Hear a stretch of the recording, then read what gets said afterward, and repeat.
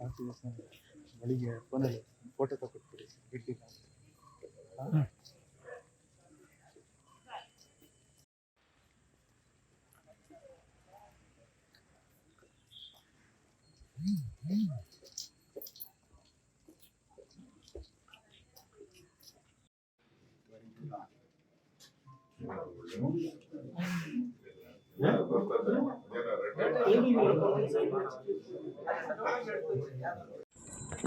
ಮತದಾನ ಕೇಂದ್ರದಲ್ಲಿ ಮತ ಚಲಾಯಿಸಿದ್ದೀನಿ ನಾನು, ನಮ್ಮ ಶ್ರೀಮತಿಯವರು, ನಮ್ಮ ತಾಯಿಯವರು.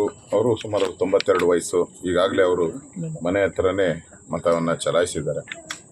ಇಡೀ ದೇಶವೇ ಸಂಭ್ರಮ ಪಡುವಂಥ, ಇಡೀ ದೇಶದ ಕಾವಲುಗಾರ ಯಾರಾಗಬೇಕು, ಈ ದೇಶವನ್ನು ಸಮರ್ಥವಾಗಿ ವಿಶ್ವಮಟ್ಟದ ವಿಶ್ವಗುರುವಾಗಿ ಭಾರತವನ್ನು ಮಾಡುವಂಥ ಒಂದು ಶಕ್ತಿ ಯಾರಿಗಿದೆ?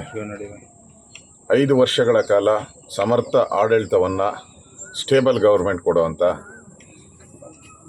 ಪಾರ್ಟಿಗೆ ಮತ್ತು ಪಕ್ಷಕ್ಕೆ ಮತವನ್ನು ಜನ ಚಲಾಯಿಸ್ತಾರೆ. ಜನ ಭಾಳ ಬುದ್ಧಿವಂತರಿದ್ದಾರೆ. ಚುನಾವಣಾ ರಂಗದಲ್ಲಿ ವಿದ್ಯೆ ಇಲ್ಲದವ್ರು ಇರ್ಬೋದು, ಯಾರೇ ಇರ್ಬೋದು ಕೂಡ ಭಾರತದಲ್ಲಿ ಎಲ್ಲರೂ ಕೂಡ ಪ್ರಜ್ಞಾವಂತರಿದ್ದಾರೆ. ಅವರು ಮತವನ್ನು ಚಲಾಯಿಸ್ತಾರೆ. ಇಡೀ ಕರ್ನಾಟಕದ ಜನಗಳಿಗೆ ವಿರೋಧ ಪಕ್ಷದ ನಾಯಕನಾಗಿ ನಾನು ಕೂಡ ವಿನಂತಿ ಮಾಡ್ತೀನಿ, ದಯವಿಟ್ಟು ನಿಮ್ಮ ಅಮೂಲ್ಯವಾದಂಥ ಮತವನ್ನು ಚಲಾಯಿಸಿ.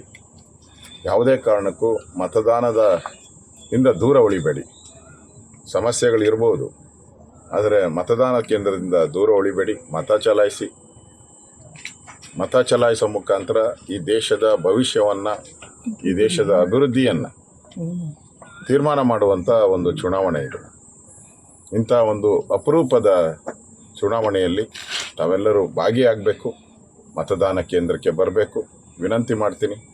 ಆದಷ್ಟು ಬೆಳಗ್ಗೆ ಬೇಗ, ಬಿಸಿಲಿದೆ ಜಾಸ್ತಿ, ಆದಷ್ಟು ಬೇಗ ಬೆಳಗ್ಗೆನೇ ಬಂದು 11 ಗಂಟೆ ಒಳಗಡೆ ಮತವನ್ನು ಚಲಾಯಿಸಿದ್ರೆ ಒಳ್ಳೆಯದು ಅಂತೇಳಿ ನಾನು ರಾಜ್ಯದ ಜನತೆಗೆ ಸವಿನಯ ಪ್ರಾರ್ಥನೆಯನ್ನು, ವಿನಂತಿಯನ್ನು ಮಾಡ್ತಾಯಿದ್ದೀನಿ. ಓಕೆ.